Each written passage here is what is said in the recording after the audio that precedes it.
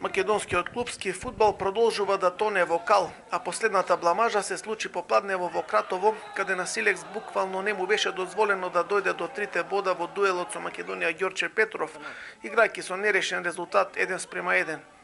Кратовци по примениот погодок во 40-та минута заиграа далеку подобро во вториот дел, но тогаш на сцена стапи судиската тројка, која во најмалку 4 ситуации го оштети Силекс.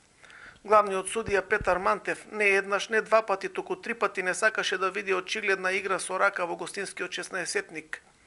Арбитарот Мантев од неготино мораше да го исклучи да Силва по прекршокот на Дурански, кога ово имаше отворен пат кон голот на гостите. Не само што не го исклучи, туку дозволи играта да продолжи. И покрај сите неправди што ги претрпеа на теренот, кратовци не дозволија да бидат поразени. Во 66-та минута преку погодокот на Алексовскиот пенал стигнаа до бод. По мечот се огласи раководството на Силекс. Реакциите на кратовци се граничат со гнев и разочарување. Денешниот меч го прогласија за дебакал на македонскиот фудбал. Обвинуваат за нарачано судење, за хајка од Фудбалската федерација кон кратовскиот прволигаш.